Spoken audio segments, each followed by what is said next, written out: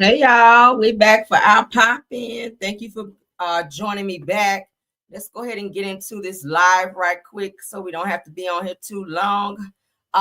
Everything said in the video is alleged and in my opinion and is used for fair use and entertainment. Hey Scorpion Miss, thanks for stopping by to mod. Hey Reba 0616 and everyone in the bushes and everyone coming in. Let's go ahead and jump on in because we got some news I know you guys can use. Updates. Let's get it.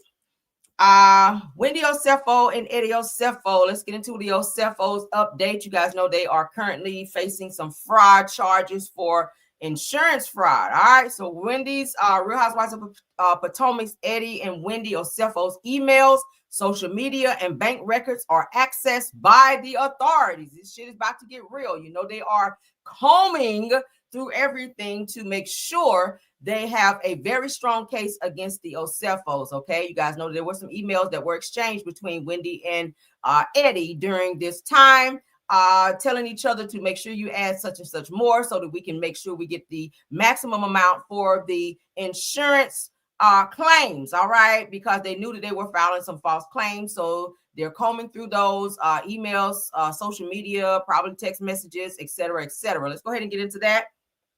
It's gonna hurt them right here. So new court filings referenced by the U.S. Sun show that investigators obtained access to Wendy and Eddie Osefo's emails, bank records, and social media accounts through multiple search and seizure warrants issued during the insurance fraud investigation. Now, according to Discovery Index filed by the state attorney's office, law enforcement secured warrants for the couple's Gmail accounts, several Instagram accounts, Wendy's Apple ID, and records from financial institutions, including Ally Bank, American Express, and Capital One. The filings also list luxury retailers and jewelers whose records were obtained as part of the investigation, including Van Cleef and April's, Louis Vuitton, Saks Fifth Avenue, Ascot Diamonds. Investigators reportedly reviewed purchases and transactions from these vendors to examine claims related to the alleged staged burglary. All right, as you guys remember, Wendy Osefo was saying that certain jewelry was stolen, which was worth certain amounts that was in very high amounts, so that she could get money back from that when she was seen later on wearing said jewelry that she said was stolen in pictures and or videos on her social media. So that is something that she's going to have to face as well because she lied to police. They gave false police reports to police as well. So all of those things will be taken into account when the case does take place. I think they're going to be get ready to start going to court here soon. As we get closer to that and as we get updates, we will hop back on and update you guys on that accordingly. All right, let's move along. All right, so yesterday we talked about Porsha Williams being on the FBI list where she had to be removed from a Delta flight for having a verbal altercation with someone on a Delta flight. Porsha has now spoken out to give her take on what's going on. As you guys know, it's all over social media. So she, of course, is speaking to give her side so that people will not have false, allegations against her about what may have happened. So Porsha Williams speaks out about the Delta flight incident, saying that she was verbally assaulted by an irate and unhinged passenger without provocation. All right, she says that the passenger went on to make false allegations, and Porsha remains confident that the individual will be charged. Okay, I told you guys yesterday, I read on several publications that there was a heated exchange between Porsha and another person on a Delta flight. Y'all know Porsha got that in her, okay? We've seen Porsha get very violent on our TV screens where she's been in fights multiple times. We saw her snatch up Kenya Moore. She's been in a fight with Cynthia Bailey. We've seen her go off. So we know that she is not above snapping off on a biatch, okay? And she was not above doing it on the airplane, which is why she was escorted off and the other passenger was not. So let's go ahead and read in terms of what it's saying according to Bravo Shade Room. Y'all ready? Let's go. According to People, it says that Porsha Williams' lawyer, Joe Habashi, explained that Porsha exited the aircraft after she was verbally assaulted by an irate and unhinged passenger without provocation. The passenger then proceeded to make false allegations that were in direct conflict with observation from several eyewitnesses, according to Porsha's lawyer. As with any incident occurring aboard an aircraft, federal authorities are required to conduct an investigation involving all parties to determine what, if any, offenses occurred. Porsha Williams' lawyer says that she is cooperating with law enforcement to whatever extent necessary and remains confident that the passenger will be charged. Now, on Saturday, November 16th, Porsha Williams was seen exiting a Delta airline flight in the Las Vegas airport with law enforcement. We saw that video I showed you guys yesterday. We'll see it here in a second.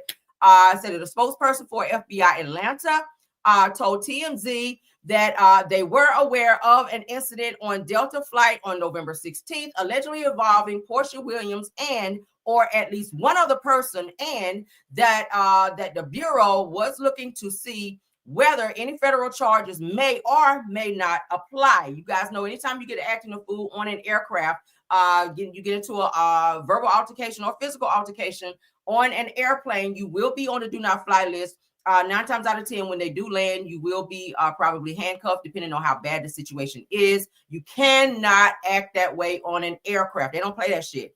All right. And Porsha, you can't be on the do not fly list, especially with you having many jobs with new television shows that you have accepted in terms of contracts, because you have to fly to these places. So if you get on the do not fly list because you cannot control your tone and or anger, then that will put you in a bad space. So we got to wait to see how all of this stuff pans out. What's going to happen to Porsha, if any charges will be filed against her and said person that the verbal altercation against her, in terms of what happened. All right, so let's go ahead and take a look.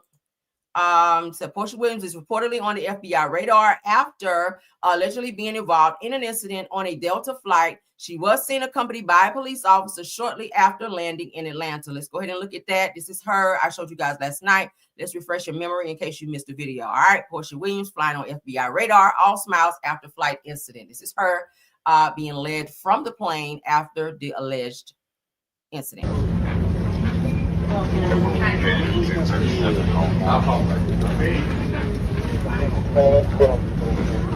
I love you.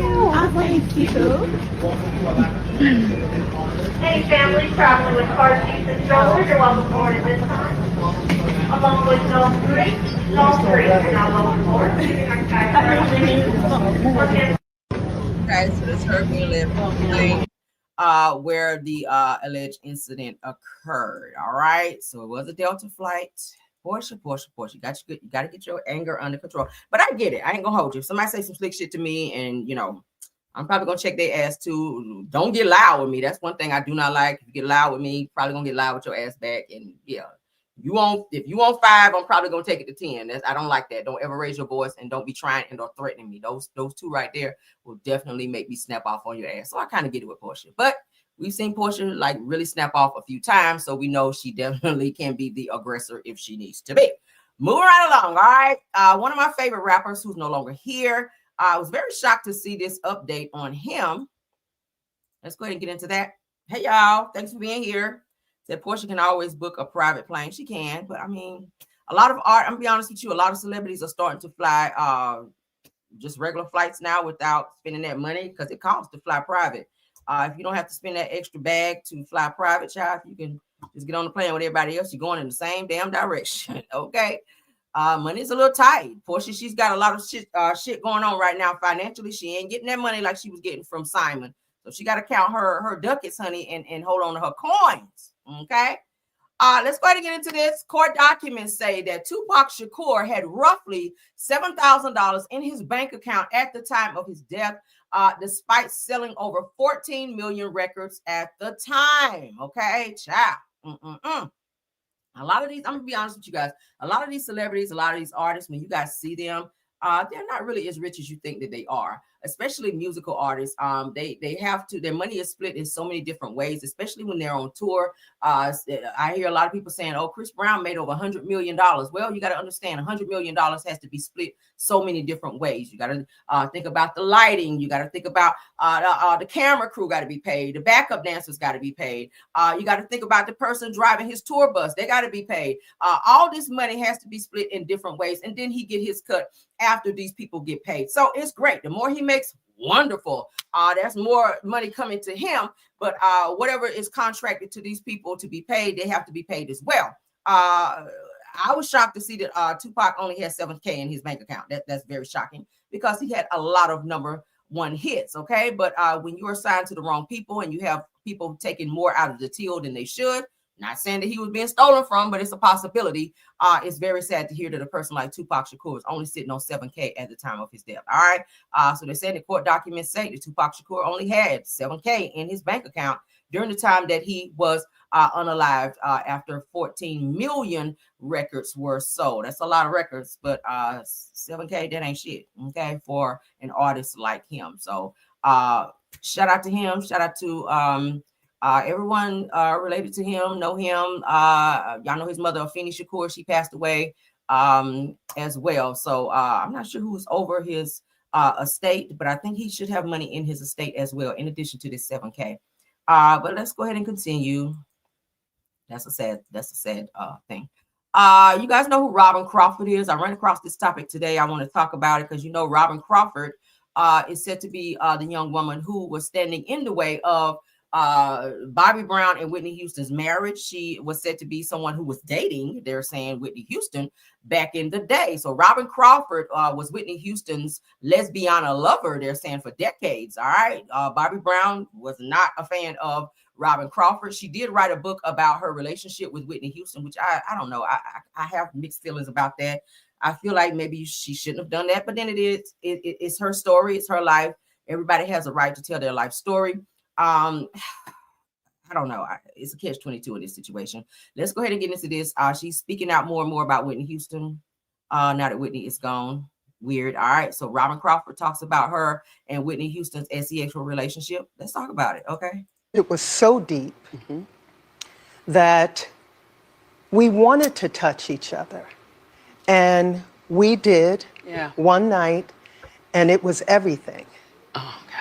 And we knew then that everything was not all that would be. Yeah, sex is only a part of a relationship. Sex. You know what? Or touching, only a part of a relationship. It was just embracing everything that we had shared. Yeah. And it was our moment. Yeah. No one else was there, but maybe the creator. Wait, at this point, had she signed with Arista Records, so she was on her way to being a pop star? It was around the time that she had signed. It may have been right after that, not long after that, but she had signed her deal, yes. Right. So you met Whitney when you were teens. How old were you girls? I had just turned 19, and she was soon to be 17 that summer. And where did you meet? We met at the Community Development Center in East Orange, New Jersey. That was summer. And much later that summer, she asked me to walk her to her home, and I did. And we just sat back on her sofa, on the floor, and it was that time. What time? A time to just get a little closer. So we did, and it was just like that. Shared just a kiss. A little closer. Yeah. And it was... Well, now, let me ask you, are you Gold Star lesbian? Gold Star. Well, around here, they say that means you've never been with the opposite sex. You know what? Because you were 19, so did you know who you were at that time? In terms of your sexuality? I was Robyn, Janet, and Dennis's child. But in terms of your sexuality? In terms of my sexuality, I would say that I prayed for someone, male or female, who would love me for me. Yeah. Whoever that was at that time. Okay. So you were open. Yeah. Yeah. And Then you and Whitney eventually got closer and you had a physical relationship. We saw it play out in the movie and stuff like that. Did you see the movie? I liked the movie. Oh, there she goes. There she goes. Go ahead. Our friendship was so deep. So y'all hear that? Now, if y'all didn't see the movie, Whitney's movie, this story was in there. Okay, I did see the movie. This was actually in there when she and Robyn met, in the relationship, and how pretty much it was encouraged through Clive Davis. Y'all know Clive Davis left his wife to be with a male. Yeah, this was something that Whitney hid. They're saying that Whitney hid this part of her life, that she did not want people to know publicly that she did like men and women. Y'all know that she was married to Bobby. And even though she decided to marry Bobby, they're saying that she really wanted to be with Robyn Crawford. But, visually, it would not have fit who society would have looked at her to be, versus her being married to a male. And the person that she chose to be with, she loved Bobby Brown, but they said that her heart really was with Robyn. Robyn had a very hard time letting Whitney go and not being so close. Even when she married Bobby Brown, Bobby had to kick Robyn out like several times because she just did not want to let go of Whitney. So it became very problematic where Robyn kept inserting herself in Bobby and Whitney's issues. And even when Bobby and Whitney would fight, Bobby would call Robyn over and Robyn would insert herself, and it caused more issues between Whitney and Bobby. So it was an issue. It was a whole lot. So yeah, you guys, and I know all of this because I'm a huge fan of Whitney Houston. And when I saw that, I was like, what? I couldn't believe it. But I mean, you can't tell a person who to love. It is what it is. That shit goes on a lot in Hollywood. The people that you don't think are that way are definitely that way. But yeah, Whitney definitely was into girls, and she also was in love with Bobby. I think she was bi because obviously she liked both. But yeah, Robyn Crawford did write a book, and Whitney was in her book, and she did talk about her love story with Whitney Houston. Okay, so I don't know if Whitney wanted that to be told, but I guess it's too late now because Robyn, you blew the whistle on that shit, right? So yeah, go watch the movie if you guys have not watched, and or if you care to read her book, you can do that as well. All right, so I think that's all of my topics. No, it's not. I got one more. Hold on. How do I do that? Child, I done skipped all around. No, I got 2 more topics. I lied. No, I got 3 more topics. No, I got 4 more topics. What the fuck? Y'all, I'm tripping. Okay, so Vincent Herbert. Let's get into Vincent Herbert. I don't know why I spread this stuff out like this, y'all. I was in such a hurry. Y'all forgive me, okay? Y'all, I skipped all the way to the end. Damn real. Oh, I'm tired. When I tell y'all I am working like a Hebrew slave today, y'all. All right, so let's get into this TikToker. It's a TikToker who was unalive. Let's get into her. I've never heard of her, but obviously it's a viral situation, so I got to talk about it because some of you guys may have heard it after this one, of course. So let's get into Vincent Herbert because Vincent got him a girlfriend, y'all, and it's not Tamar. Now, they were saying that Vince allegedly moved to Atlanta to be closer to Tamar and to co-parent his son, but it seems that maybe Tamar was not open to that because now it appears that Vincent has moved on and he's dating some woman. I looked up to see if I could find out who this woman is. I've not found out as of yet, but we will. We will definitely find out who she is. I'm gonna keep digging because y'all know I'm nosy. But Vincent looks good. Vince have lost some more weight. Y'all remember Vince being this very pudgy guy when he was with Tamar. Vince have lost some more weight. They say he's lost over 100 or so pounds. He looks great. He done got tatted up, okay? Typical Hollywood dude, okay? He been working out and losing weight. He's eating healthy. But the girls are flocking to him now because Vince is foreign out here now, okay? So let's go ahead and get into this. No music, of course, okay? This is Vince. So he is out, look like at the club. This is said to be the girl that he's dating here, okay? This is the girl that he's said to be dating. Go Vince. Okay, he has a type. He like pretty girls. Nothing wrong with that. Okay, she got the arm thrown over. All right. So the girls are flocking to Vince, but this is Vince. Vincent Herbert, who used to be married to Tamar Braxton. He done trimmed it on down. Y'all see Vince? Go Vince. I ain't. Okay. I ain't mad at it. Looking just like their son. All right. Vince and Tamar's son, they look just like twins, don't they? Vince looking good out here, though. I'm not mad. maybe Tamar was sick of his shit, but he was like, all right, don't worry about it. I'm about to move on. So don't mess around and let him get serious with somebody else, Tamar, and then y'all don't get to be back together. He don't get to spin the block on you because he don't fell in love. All right. I'm just saying, if this man moved from California to Atlanta to be close to you so y'all can fix y'all situation and work it out, and you ain't trying to do that, you know, if he move on with somebody else, it is what it is. But Vince is looking good. Shout out to Vince, all right, for taking his health serious. Moving right along. All right. So we were just talking about this TikToker.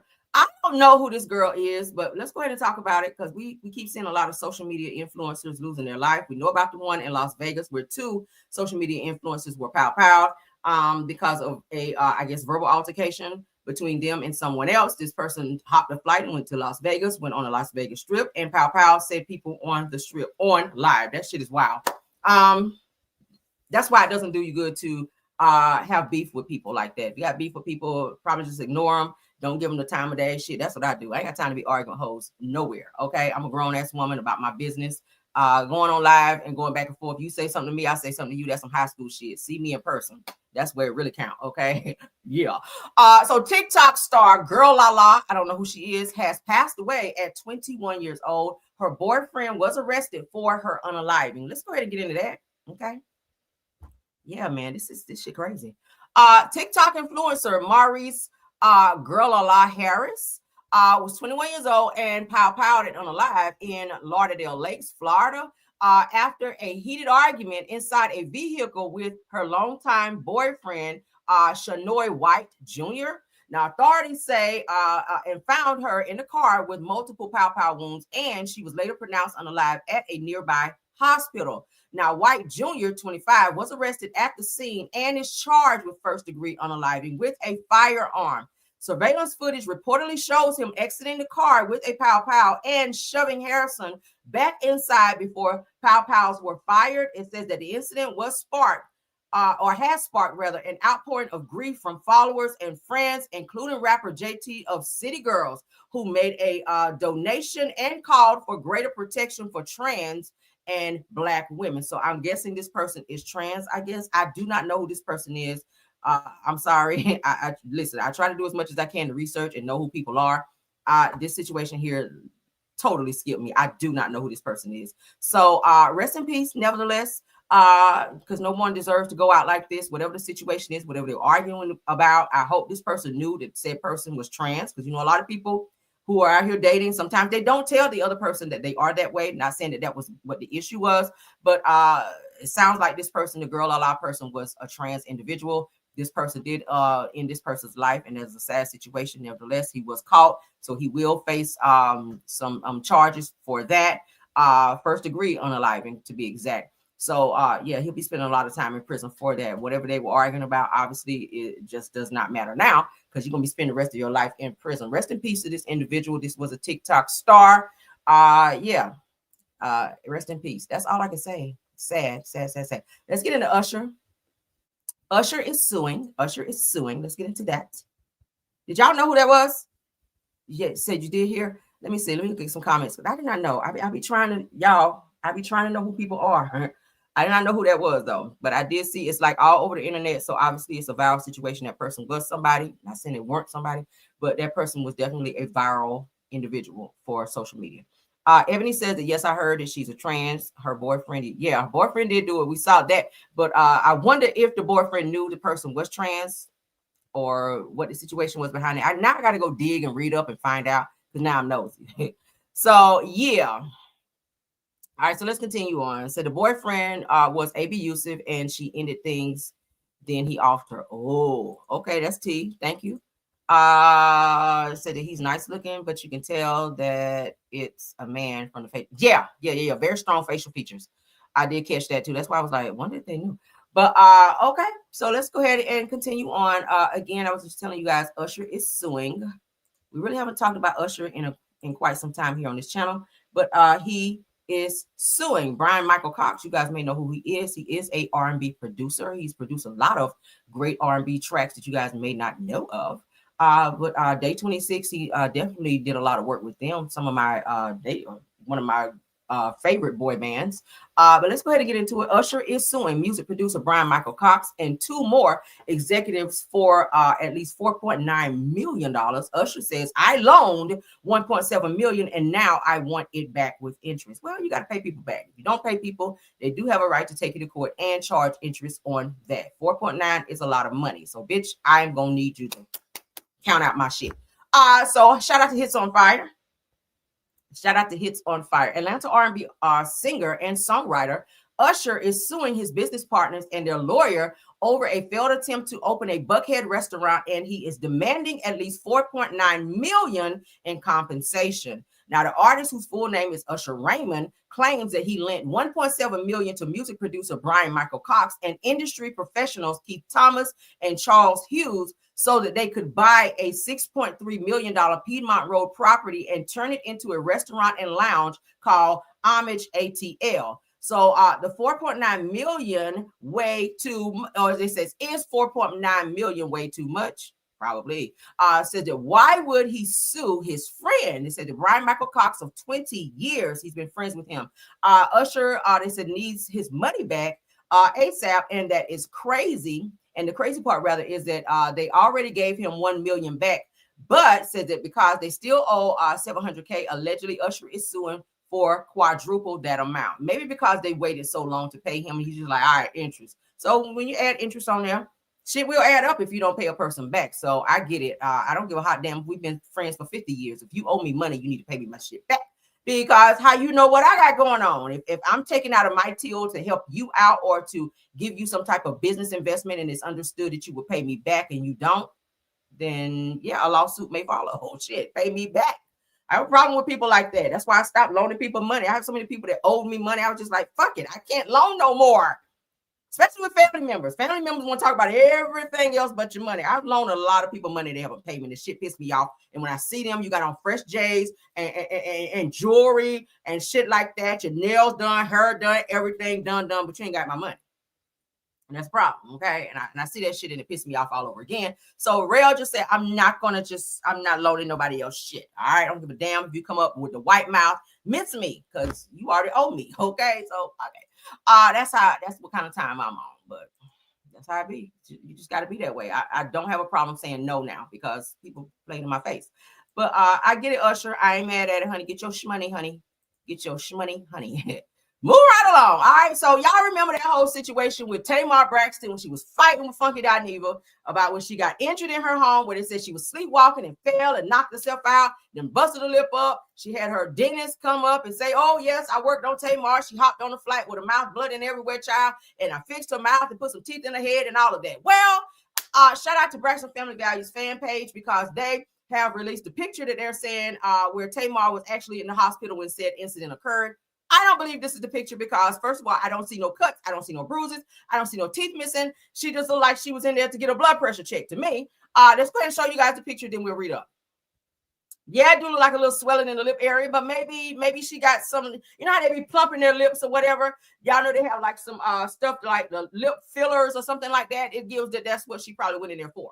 All right. So in the caption of this picture, it says defamation is a serious case. And now Dr. Aramia and I take this very serious, so to speak. Okay. Defamation, very serious. Okay. So that is what she's saying here. Y'all know she went and had some work done because she said she was sleepwalking and she injured herself. This was around the time this whole Mendices thing took place where she was filming this Mendices video where she and Funky Dineva, Mendices and a few friends went out. Funky Dineva says that he went back to Tamar's house. He got into his car and left and said that he found out the next morning or whatever, that Tamar had this horrific accident. And then they got into this back and forth sparring match where Tamar was saying some slick shit on Instagram about him. He went live on a few videos on YouTube and read her the fuck down. And it was a huge mess. Then Tamar was posting all kind of pictures and videos to kind of prove that what she said happened. Y'all remember all that, right? All right, so let's go ahead. Now, looking at this picture, y'all tell me, okay, with the exception of her nostrils being lopsided from all these surgeries. Was that messy? maybe. So looking at this picture, does it look like she fell and hit her face, knocked some teeth out, and was in a bloody mess? Y'all can say that. One, put a 1 in the chat if it looks like Tamar was like hugely injured in this picture, or 2, if she just looked like she just didn't feel good that day and she went to the hospital, maybe got her blood pressure checked, and that's it, and that's all. Y'all let me know. All right, let's read. I'm trying not to be so messy in this live, y'all, but I don't know, child. The Lord is using, well, Satan is using me right now. Satan is thoroughly using me in this live, and I kind of like it. I kind of like being used a little bit, being messy. So let's continue. According to Braxton Family Value fan page, Tamar Braxton, they're saying, finally shared a photo from the night of her accident. The same night that she was found covered in blood and rushed to the hospital. They said, and now folks can act shocked because the proof is right there. I don't see any proof though. If I fell and hit my face on something and knocked out some teeth, there are going to be cuts in my face, right? My lip is probably going to be cut as well, because anytime you hit your mouth and you chip teeth, there's going to be a laceration or 2 on your mouth, correct? I'm just saying. They said that so many people tried to claim it wasn't real, when clearly you can see that Tamar is laying in the hospital bed fighting through a real situation. Okay. It said that what's even wilder is that she didn't do anything to Funky Dineva, but he still used her silence and the timing to flip the narrative and go against her. I think he was responding because Tamar was throwing out subliminals and kind of saying some things and not saying some things in terms of clearing his name, because people were automatically assuming that Funky Dineva had something to do with her being injured, right? After he came out to say that after they all came back from going out, that he went back to her house and got into her car and went home. She did not say anything when this whole thing came out, and people speculated that maybe Funky Dineva was there when she was injured and just wasn't saying anything, or maybe he had something to do with said incident. She never cleared it up, and it pissed him off because he was like, all right, now I don't wait X amount of hours and I'm waiting for you to say something, because bitch, everybody's online hitting me up and going off on me and insinuating that I did some shit I didn't do. And as my friend, I kind of feel like you should clear this up, because that's kind of, I'm a celebrity too. Like they coming for my image too. It's not just about your image. Like, help me help you, right? Like, she should have said something. I still feel that. Then she did this whole playing victim shit. Then she did the whole, I'm not putting the video out, even though now she's done so. She's put the album out. I'm not putting the album out. I'm not going to put the video out. You guys don't understand me. I know Tamar do that whole victim shit, all that crying and all that extra shit. She does that. And she did that. And fuck it, I never read her ass down in about a good 3 videos. I ain't going to hold you. I watched it. This shit was hella funny. And I was just like, whoa. He was mad as hell. And I'm not a huge fan of Funky Dineva, but I was here for the reads. But it said that Tamar didn't speak fast enough for the internet, which y'all remember. So they tried to play with her name. I don't agree with that. But receipts always hit different. What receipt? All right. Because looking at this picture once again, yes, it does look like her mouth is swollen, but I don't see any lacerations on her mouth area. I don't see, obviously she's in the hospital. I would hope that they would clean her up before she took a picture. I hope she wouldn't take a picture of blood and everything everywhere. But according to the pictures that we did see when she went to her dentist, we did see some teeth were missing. So I'm guessing that they did give her some veneers or something to maybe fix her mouth.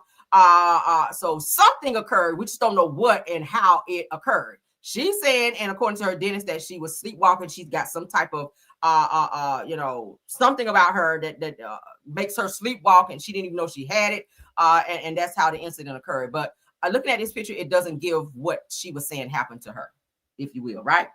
Yeah. But that is it, and that is all. Again, I don't feel like it was that. Tamar just released this picture, and this happened, months ago now? I want to say about a good 2.5 months ago, when this whole situation broke news on social media, Instagram and YouTube, that she and Funky Dineva were going back and forth. I don't think that they fixed things, and I don't think that they're still friends to this day because of that situation. Funky was just like, fuck Tamar, and Tamar was just like, yeah, all right, whatever. So I don't think they fixed that situation, but she's saying that defamation is a serious case, and now at Dr. Amiria, and I take that, defamation very serious. So you keep saying defamation. It's giving, are you still upset about the situation? And are you trying to file a defamation suit because at one point she was alluding to that in her Instagram post earlier when we originally talked about this. Are you still talking about filing a defamation suit against Funky Dineva for the videos that he put out about you about said situation? Or are you just willing to let this shit go? Because honestly, nobody's talking about this shit no more, and we really don't care no more. I mean, I cared then, and right now I kind of don't. And I think everybody feel the same. Like, do y'all? Yeah. So that's it, and that's all. I mean, putting this picture out now is, what is that supposed to give? Nothing. Okay, but that's all I have for this video. I will see you guys back. Okay, y'all say, girl, please. Right. Girl, please. Okay, we don't want to see that shit. That's over. Like, you rehashing something that we don't care about no more. I mean, now you're gonna trigger Funky to come back and just read your ass down again. That's all that's gonna do. And y'all know how reckless his mouth is. Y'all know how reckless Funky's mouth can be. So if you see this shit, Funky, if you see my video, okay, I kind of low-key hope, the petty side of me kind of low-key hope Funky see my video when he see this shit, and then he click his button and be like, yeah, bitch, all right. Okay, because I'm gonna be right there looking at it, and then I gotta come over here and review it. But yeah, so thank you to my top flight mods, True TV Podcast, Tower KVR, Sweet Esther, Scorpion Mist, and Rose Armstead. Thank you guys for doing an awesome job of modding. All right. Also to my top flight content creators for coming by as well and supporting. You guys know who you are. I do have to go because I gotta get back to work. All right. Pop-ins are supposed to be just that. I see you, Rose. Thanks for being here, love. And all of my Caramelians for supporting the video as well. Okay. You guys have a wonderful Tuesday. I will be back with more news that I know you guys can use. Please don't forget again to tap on that like, subscribe to the channel, share the video, and comment on all the topics that we discussed. All right. Love you guys down until the next video. I'll see you guys later. Bye.